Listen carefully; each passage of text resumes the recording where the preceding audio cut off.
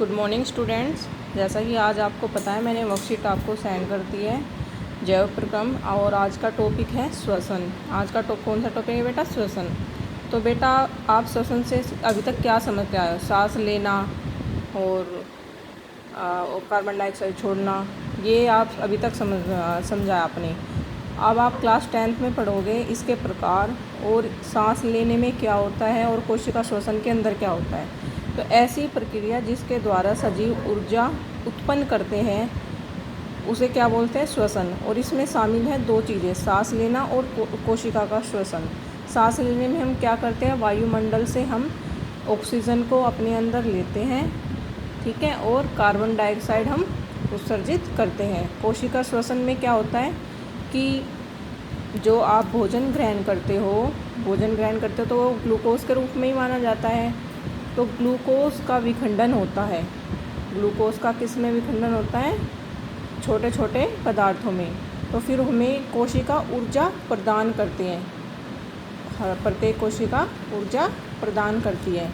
तो यहाँ पर श्वसन दो प्रकार के होते हैं, एक होता है वायवीय श्वसन और एक होता है अवायवीय श्वसन। वायवीय श्वसन आप नाम से ही समझ रहे होंगे, ऑक्सीजन की उपस्थिति में होता है, और अवायवीय श्वसन ऑक्सीजन की अनुपस्थिति में होता है।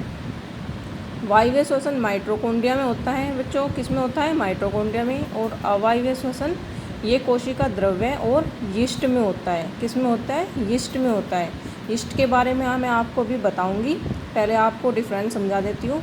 इसमें जो मेन उत्पाद बनते हैं वो बनता है कार्बन डाइऑक्साइड और जल और ऊर्जा, ठीक है।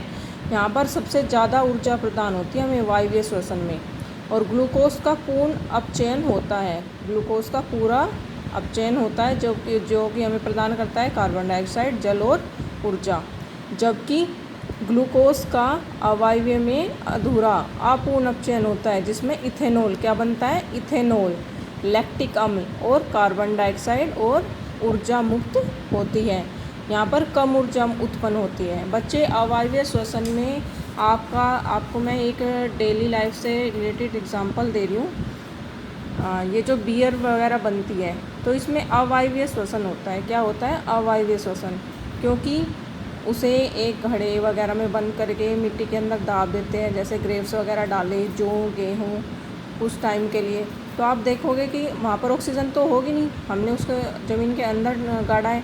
तो जब उसे ऑक्सीजन नहीं मिलेगी तो वो क्या कहलाएगा? अवायवीय श्वसन। वहाँ पर क्या करेंगे? यीस्ट ग्रो होकर उसे ग्लूकोज को किस में विखंडित कर देंगे? इथेनॉल, जो आपका ये बनता है ना, जैसे वाइन्स है, ये सब सारी प्रक्रिया वो यीस्ट के द्वारा ही बनाया जाता है। उसको फर्मेंटेशन जिसे इंग्लिश में बोलते हैं और हिंदी में अवायवीय श्वसन। तो बेटा ये डेली लाइफ से रिलेटेड अगर आप समझोगे तो आपको ज़्यादा समझ में आएगा, ठीक है। यहाँ पर इसमें मेन जो प्रोडक्ट्स होते हैं, उत्पाद होते हैं, वो है इथेनॉल, लैक्टिक अम्ल और कार्बन डाइऑक्साइड। यहाँ पर बहुत कम ऊर्जा उत्पन्न होती है, ठीक है, इसमें बहुत ज़्यादा ऊर्जा उत्पन्न होती है। ये आपके 10th क्लास के टॉपिक से काफ़ी इम्पोर्टेंट टॉपिक है और इसमें से काफ़ी बार पूछा भी जाता है। फिर इसमें एक नीचे आपकी वर्कशीट में 3 एरो करके डायग्राम्स में दिया हुआ है कि ऑक्सीजन 6 अणु वाला है, उसका ब्रेकअप होता है। बॉडी में क्या होता है, माइटोकॉन्ड्रिया में क्या होता है, और ऑक्सीजन की अनुपस्थिति में क्या होता है। तो ऑक्सीजन की अनुपस्थिति में तो यही बनेगा बेटा आपका इथेनॉल, लैक्टिक अम्ल और कार्बन डाइऑक्साइड। और जब हमारे शरीर में पानी की कमी हो जाती है, या आप उदाहरण समझिए, आप रेगुलर एक्सरसाइज कर रहे हो, बहुत देर तक एक्सरसाइज करते रहे तो क्या होता है? आपको जकड़न सी महसूस होने लगती है अपने जॉइंट्स पर या फिर कहीं भी शरीर में। उसमें क्या होता है कि लैक्टिक अम्ल का निर्माण होने लगता है। तो वो लैक्टिक अम्ल जो होता है, ये लैक्टिक